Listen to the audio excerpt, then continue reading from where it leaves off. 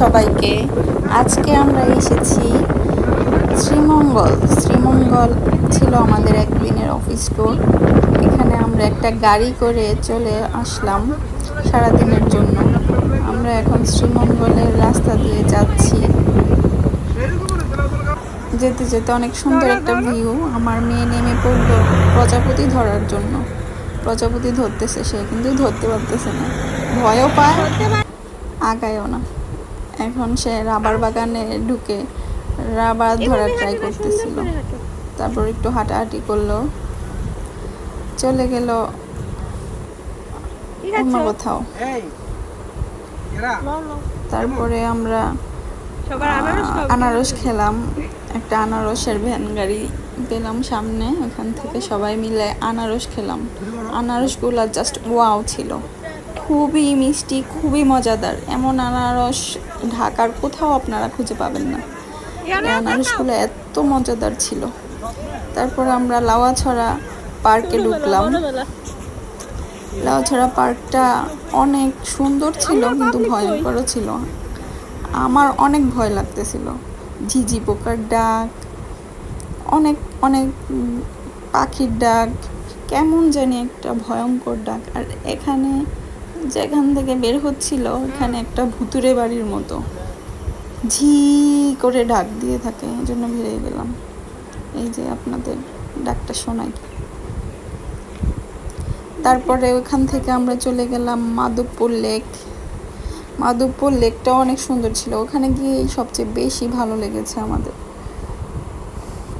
আমরা হাঁটতে হাঁটতে হাঁটতে হাঁটতে আমরা মাধবপুর লেকে চলে যাচ্ছি।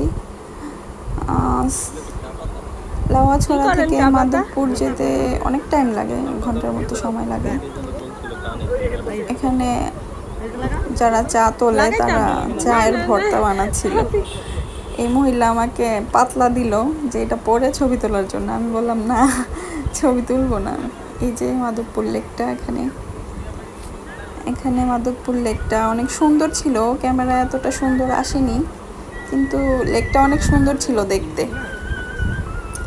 সামনে যাচ্ছি আমাদের পাবলিকের কাছে। ইয়ারা টায়ার্ড হয়ে গেছে, বেচারা রায়হানের কোলে দিয়ে রেখেছে। আমি আর নিতে পারছিলাম না।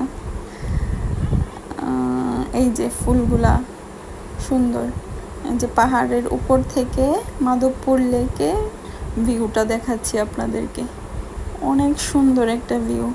এখানে গেলে মনে হচ্ছিল আমি সারা জীবন এখানেই থেকে যাই, কিন্তু রাতের বেলা খুব ভয় লাগে, খুব। এই জন্য রাত হবার, সন্ধ্যা হবার আগেই আমরা আবার রওনা দিয়ে দিলাম বাড়ির উদ্দেশ্যে।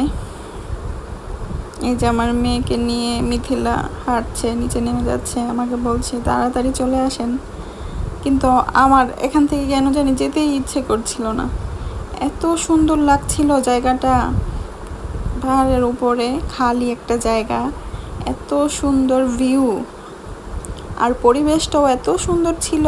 আমি একা মনে হচ্ছে আমি এখানে বসে থাকি, কিন্তু এটা তো আর পসিবল না। একা একা বসে থাকা তো কখনোই সম্ভব না এমন একটা জায়গায়। এখন হয়তো বা সুন্দর লাগছে, কিন্তু একটু পরেই সন্ধ্যা ঘনিয়ে আসবে, তখন খুব ভয় লাগবে। এদিকে কারো বাড়িঘর দেখলাম না, সবাই অনেক দূরে দূরে বাড়ি। কিন্তু এখানে আসে কাজের জন্য, চা পাতা ওঠানোর জন্য আসে। তারপর সবাই ঘুরতে আসে, বিভিন্ন কারণে এখানে আসে, কিন্তু সন্ধ্যার পর আর কেউ এখানে থাকতে পারে না। এত সুন্দর একটা ভিউ, জাস্ট ওয়াও।